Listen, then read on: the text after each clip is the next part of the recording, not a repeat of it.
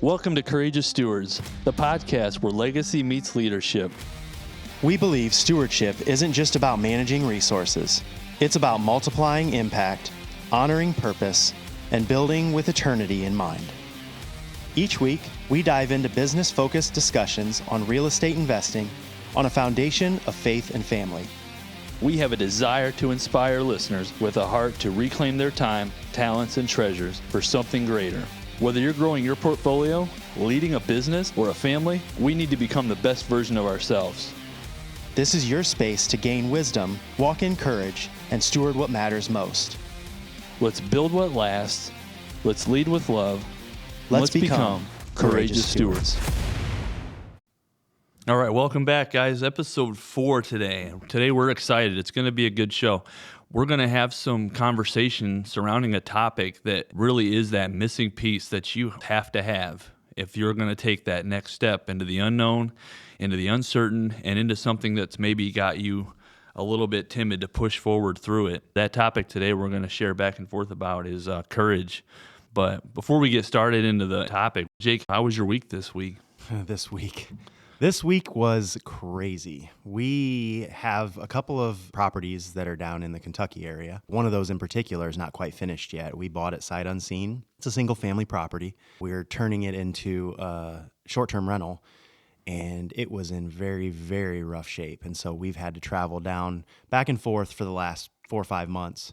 We're encouraged that we're coming to the end of it and excited for what it's turned into. It's a beautiful property now, and I think people are really going to love it. But that's where we were pretty much most of the week. My wife and I spent the week down there getting some things wrapped up. We've probably got another, maybe 2 short trips. One to just button up a few design things, and another to do the photographs and prepare our cleaners and all of those sort of things. So that's what we were doing. We're excited about it. Here before too long, it's going to be up and launched and on all of the platforms. So what about you? This week for us has been pretty good. It's been a 2-month road here and a full-time job of converting a property here where we're at. Locally. Mine's a lot closer than yours was. How many hours away is yours that you are going and doing right now? 5 hours and 40 minutes from door to door. 5 hours away. So you've got a property that far away to manage. Several of them, but yeah, that's the most recent one. Yep. Wow. Yeah. This one's much closer, but we're excited actually. So tomorrow even, we're going to be having a small open house because we're launching our first Airbnb right here in town. It's got a cottage theme. It's very inviting. It's kind of a cozy feel. A little nervous, never done the short-term thing. I'm primarily long-term rentals, but I've had a lot of great help, a lot of good mentorship and guidance, and we're ready to launch. And it's a little surreal. I'm telling you, when we were wrapping up, there's this feeling of when you're doing the work, the big jobs to it, it's easy. You just keep going back and doing the big job and getting the work done. But it's when you get close to being done that you start to walk around and you're like, what's left? What are we missing? It's kind of an awkward feeling of wanting to be done, wanting it to be over, and not quite knowing exactly what to do next, but you've got to finish it. Those are the pieces we've been working through, but we think we're ready. Yeah. We're going over, and fortunately, knowing you and Tina coming over today to help do our photos, so we're excited to be live on Monday with that. We're thrilled to be a part of it. So that leads us into this topic of courage, right? I mean, these things for us have required us to step out in a certain level of courage that maybe we didn't have before, the unknown, so to speak. When we started our first short-term rental, we were terrified. We didn't know what to think about whether it was going to work or not. We're not really a part of a large city. This is more rural in this area. When we started, we thought maybe we have to sit on this for 6 months before we get a booking, and we're going to have to cover those expenses in the process of launching this, getting it more well-known, getting it on all the social media platforms and everything. And it really was not that way at all. But it did require a lot of courage at the time to step out into the unknown. Now, courage is a big word. It's a brave word. It paints the vision for just plowing through a wall and going after the thing that you want because you've now made the decision to do so. But I want to associate courage with a word that seems a little bit more soft. So do you think that courage takes and requires vulnerability? Oh, man. Yeah, I do. And I also think that because our audience is going to be typically men, vulnerability is kind of a difficult thing for men in a lot of ways. 100%. We don't want to be perceived as vulnerable. We don't want to allow ourselves to be vulnerable. It's a feeling word. It and is. Men don't want to feel. Right. But ultimately, you're absolutely right. It does require a certain level of vulnerability because you have to believe in the vision, even if you don't know the trajectory, you don't know how it's going to play out exactly. And that requires you to be vulnerable enough to commit, even in the midst of uncertainty. Yeah, agreed. I think vulnerability in a season where you're trying to work through courage will actually build your courage. The reason I say that is oftentimes when I'm vulnerable, it comes down to that point where I'm like, I want to do this, but I need some help. I need to get along with some other guys that have done this first and can talk to me, pour into me, coach me, give me some guidance, because now my courage will build through being vulnerable. I think that's interesting. So I totally agree that the word courage does require vulnerability, because I can't get myself to push over that hurdle unless I'm a little bit vulnerable. Yeah. Because doing it alone is a lot harder than doing it together. So in my opinion, it does absolutely require vulnerability. And I would even parallel that vulnerability with conviction. You have to have conviction towards something, whatever that thing is. Maybe it's not necessarily business. Maybe it's in your family's life or raising your children, being a good spouse. There has to be conviction there surrounding the topic that you're dealing with, I guess. Yeah, I think conviction's a good word to incorporate into courage also. Going back, you had mentioned something about family, and I was just thinking vulnerability again in that moment. So even in my parenting, there's courage in parenting, but there's also vulnerability in parenting. Some of us are quick to get on the kids about what they're doing wrong. I myself have overreacted at times, and when, man, I meant the things I was saying to them, and they need to listen and respect those rules and those boundaries, but maybe the way I acted when I was talking to my kids wasn't the best. And taking courage to go back to your, if you've got teens or kids that you can sit down and talk to, and just being like, look, I meant what I said, we got to get our act together, but I shouldn't have acted that way when I said that to you. That's being vulnerable and courageous, because it takes a lot to go up to your kid and admit maybe you were a little wrong when you did what you did. So Yeah. conviction for sure. When you have the conviction and the resolve in why you're doing something, that's one of the most powerful ways to shut down fear and insecurity, is when you have conviction in your heart to do the thing you're doing. It raises above the little whys that we want to have, success, money. If you want those worldly things, conviction is the thing that presses you into the unknown, because you have resolve in why you're doing it. Yeah, I would agree. I also think along the lines of the family perspective, courage is contagious. If you are able to portray a level of courage, your kids, your spouse, they're going to recognize that. And you, as the man of the house, will lead them in that direction and help them to grow in their own courage. It may not parallel exactly what yours looks like. They're in a different phase of life, but you'll start to see your kids, your spouse come alongside you and start to be courageous. Yeah, I believe it. I've seen it. My boys ask certain questions, and I've talked to their friends about things, and I know they're watching, and it's a good thing. Our podcast here with Courageous Stewards, we genuinely just have a heart to not only inspire our families and those close to us, but those that we don't know yet, and maybe our new listeners even that are jumping on. Our heart is to inspire somebody else taking that step. Yeah. One of the questions that we're going to talk about today was if you've seen somebody step out courageously and how that inspired you. The one that comes to mind for me is, I don't know if you've heard of Sarah Blakely. She's the founder of Spanx, believe it or not, which is really bizarre for me as a man to recognize her resilience, her courage in growing that business. I just recently heard her story, and it resonated with me, that she started Spanx, I think, with $8,000, her own money. She never took investors, and she got into some of the big markets, I think Dillard's or Macy's or something. She got into their stores, and rather than being on the back shelf and nobody knowing what her product was, she would physically go into these stores, set up her own table in a more ideal location, and move her product to that table without their approval. And by doing that, she started this brand that grew significantly over a period of years. She just recently sold her majority stake in Spanx for $1.2 billion. Wow. She became a billionaire from that very small beginnings, Yeah. which I thought was inspirational. I know it's not the norm, but it just goes to show what willingness to be courageous can do for you. Yeah.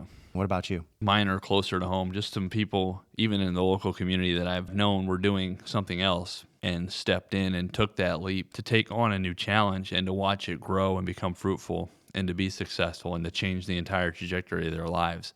I'm not talking about even somebody that's a really big example, is to go from 8,000 to 1 point something billion dollars. That's a really big example. Sure. I've seen people around and gotten to know some people here in our community, and it's just like, wow. People connect to somebody that shares a testimony that ties to their story a little bit or makes it seem achievable. We have some great podcasts we listen to, people that have just made it big, and it's awesome to hear that success, that victory. But it's hard to connect to it when they're as big as they've gotten. Yeah. Because you're trying to start out with 1 or 2 small units to try to get the motor going. That's so true. It's been inspiring to see some of that so close to home. So let's jump in then a little bit on courage and what some action steps are to put courage into practice. If you get a goal and you've got a dream and you're getting excited about building something, you got to talk for a little bit, but then you got to shut up.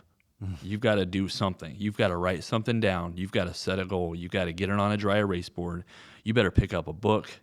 I don't care how small the bites are to get to the big picture. You have to stop talking. You will talk yourself into an idea and out of an idea if you talk too long. Yeah. Talk for a minute, get quiet, and then let your results speak. It's really in that in between where the action needs to happen. You got to get educated. If you don't know it, learn it, because I'm telling you right now, something that'll strip a lack of confidence and fear off your plate is knowledge. If I read a book and I get through it and I read another book or I listen to some more podcasts, all of a sudden this picture we've had painted in our minds about this goal that's got all this fear around it because of all the uncertainty is suddenly marginalized, because all it is a series of steps. I got to buy a property.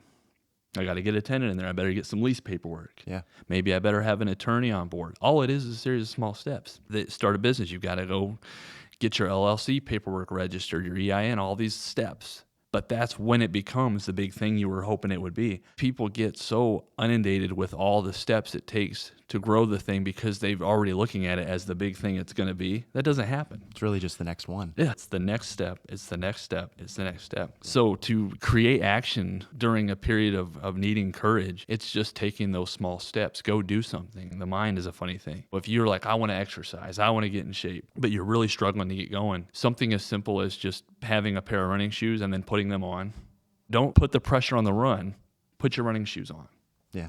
Because there's something that happens in the mind where the action will manifest just through the small steps it takes, where the brain starts to think, he's got running shoes on, we should probably go for, you just start to retrain your brain a little bit. Yeah. So knowledge, information, and action steps. Talk for a minute and then get quiet. Yeah. I've heard it described as a series of 5-minute tasks. If you can wrap your mind around that perspective, it takes the fear out of it. All you need to know is the next thing that's going to take you 5 minutes to accomplish. Once that's accomplished, what's the next 5-minute task? That's so good. That you need to accomplish, and so on and so on and so on. Before you know it, you're 650 tasks into it, and you look like an expert. Yep. Nobody else knows that you started with task 1 that was just 5 minutes. Yeah, it's so true.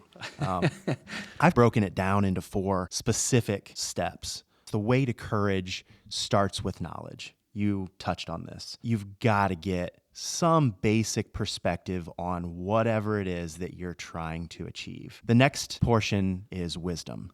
And I describe wisdom as just the ability to apply knowledge. That's really what wisdom looks like. So wisdom after knowledge, followed by action. And action is what you've already touched on. It's those series of 5-minute tasks that put you in the room with the big dogs. Yeah. Eventually. Yep. It doesn't have to be the now. It Yep. has to be, the future. But we're not looking at that. We have a goal. Yeah. We have enough courage to step towards that goal in a series of 5-minute tasks. Yep. So that's the action step. And then it's just repeat over and over and over. Yeah, it's so good because it really doesn't take long to register an LLC.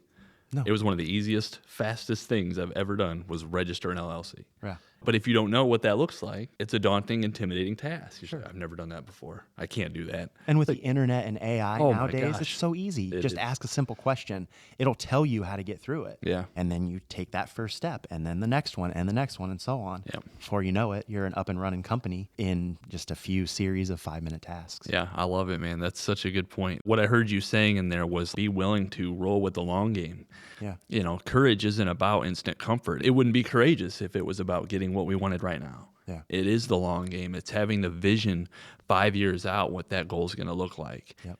But right now it's going to be pain, suffering, frustration, headaches. Yeah. But courage is having that game plan and being willing to put the work in to achieve it, not the here and now, because it's not going to happen. Yeah.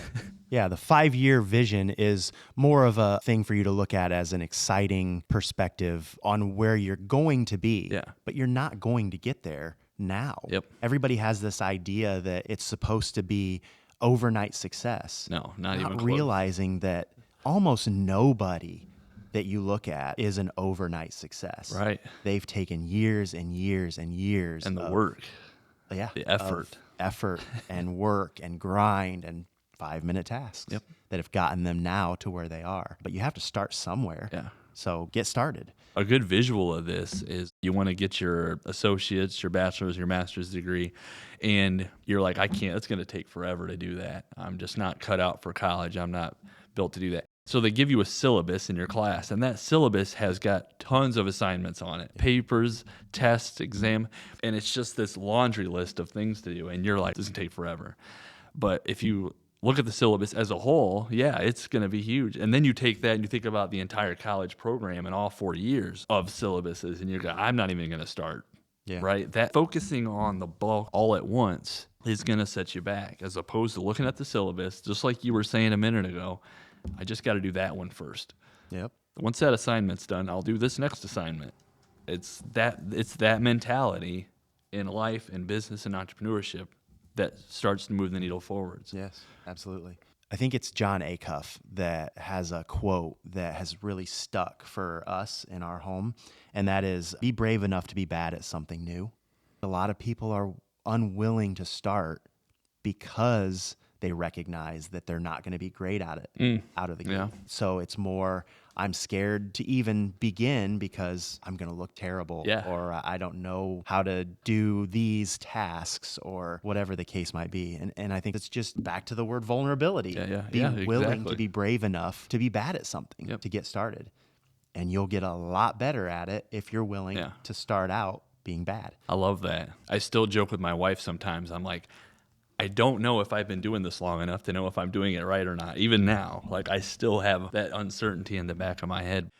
Fear is a funny thing, and I think it talks to us on both sides of the situation. You'll hear somebody having a little bit of a dream, a little bit of a goal thought, and they'll share it with you. And they'll go, but I can't because this and this might not.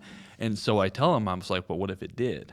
So if you're going to entertain the thought of failing, you better come with me and entertain the idea of succeeding. Yeah. We better have that conversation too, because they're both possibilities in anything. Sure.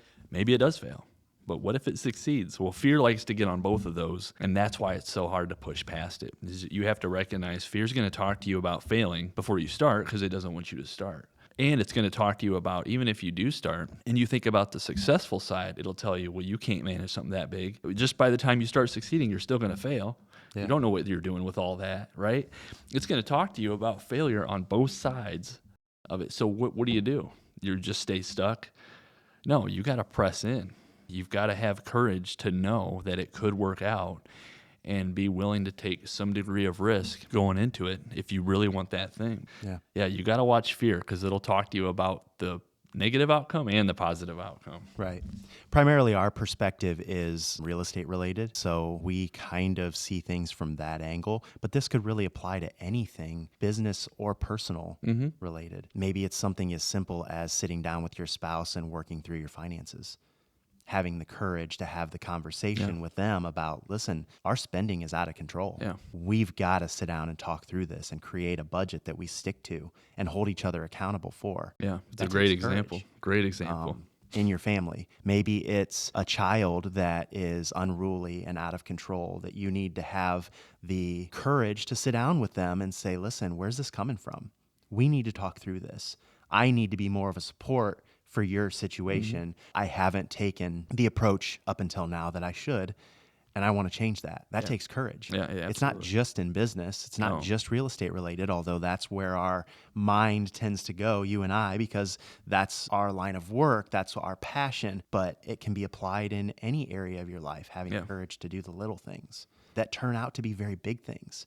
A series of 5-minute steps. Yep, that's so good, man. We've been talking on family, we've been talking on business and courage, and I love that. I knew this was going to be a good episode before we started, and let's dive into faith a little bit, man. Let's talk about our faith. I've been on my walk for a while, and I know that a lot of what I model and try to live is from Scripture and from faith. Courage, I mean, clearly it's in Scripture. In fact, it's our verse that surrounds that we built this podcast on. Being courageous is difficult, but I think that's what it's supposed to be. Things worth having are challenging. Yeah, it's just making sure you're going to the right source to get the discernment to make the decision. Right. So surrounding courage when it comes to faith, what's a good example in Scripture where courage was an example or when God spoke on courage? Yeah. So Sean and I are both men of faith. Our families have been involved in church for a long time, and we try to live that out in our daily walk. We're not perfect, and we don't claim to be. We're sinners saved by grace. So I want to lead with that. For me, somebody that comes to mind and has for both of us, and we modeled this podcast around, is Joshua. And Joshua was a young man that fell under the leadership of Moses when the children of Israel were in the desert, had been for 40 years. God basically, through a series of mishaps that Moses made decisions on rather than taking what God told him to do, he went his own direction. And for that reason, he wasn't able to enter the promised land.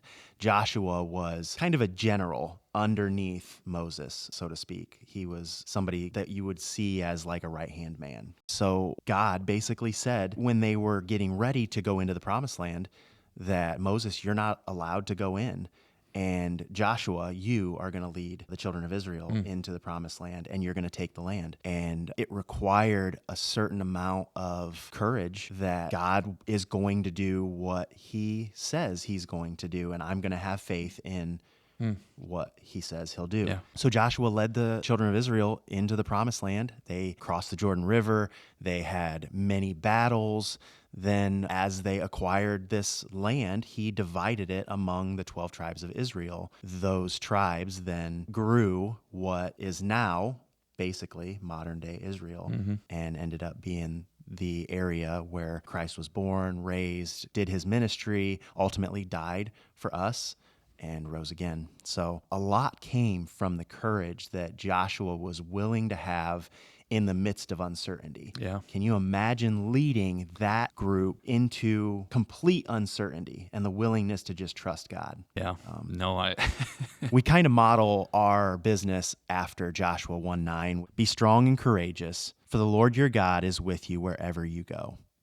We want that to be the primary focus for us in our business, in our personal lives, with our families. Yeah, amen. And we want to have the courage to step out in faith, knowing that God has put things on our heart, has encouraged us and given us passion in certain areas, and we're going to pursue those and trust that he will do what he says he's going to do. That's exactly it. That's so good. What's worth noting here, even for the listeners and for us, courage has to come before the promise. God's not delivering the promise first to show you that it's going to be okay and then asking you to be courageous. And that doesn't make any sense, right? The courage always has to come before his promise. So it is a direct act of obedience and faith in the in-between, from courage to the promise. I've seen God move in my business and grow it and watched his hand be on it this entire time, and it's been blessed and it's been incredible. But walking out of my job day one and buying, the first property, there was no certainty there. God wasn't showing me the promise. Now, I will say, well, you mentioned it earlier in this episode, was conviction. I did have conviction. I knew that I was being called into it, and it wasn't about whether or not I thought I was qualified. I just knew God was like, you've got to come over this way. We've got more to do. You've been grown. You've gotten shaped to the way I need you, and now this opportunity is here, and we need you to go here. There's a greater call on your life. Yeah, the conviction is what got me through that courage to go, because I could just tell people when they would ask, like, it's not me. I would love to say it's me and I'm choosing to go do this, but it's God calling me into this. He's made it quite clear that I need to go. And your courage to step out. Yeah. Yeah. And so it made it very easy to start telling people because I had such resolve on why I was doing it. It's courage before the promise. Sometimes courage just starts with obedience. Yep. Recognizing that the Lord has more for you and being willing and obedient to just step out. Yep. That creates courage. And while we're talking about creation, I mean, what created the coyote scorpion? Here we go. It's a real thing. You gotta look out. Oh my goodness. Is it AI awesome? Sean said at the beginning of this podcast that he was going to fit that in somewhere. And by golly, he just did. I imagine a coyote scorpion would be courageous and have a heart of courage for sure. Tell us the story of where that came from. It was fun. So my wife and I are up in the office, and I had just had Shipping Wars on, just watching the show while we were working on some stuff. And the guy was basically walking her around going, we have coyotes here, and we have scorpions here. And I had turned around in my office chair and looked at my wife, and I was like, well, what about coyote scorpions? And she's like, that's not a thing. And so I turned back around, and she was working on something for work too. And so I go into AI and I say, create an image of a coyote scorpion. And I put that bad boy all over my background. And I'm like, babes, you said this thing wasn't real. Okay, turn around and tell me that's not real and that you're not afraid of that thing. So I had the picture on my desktop, big old coyote scorpion.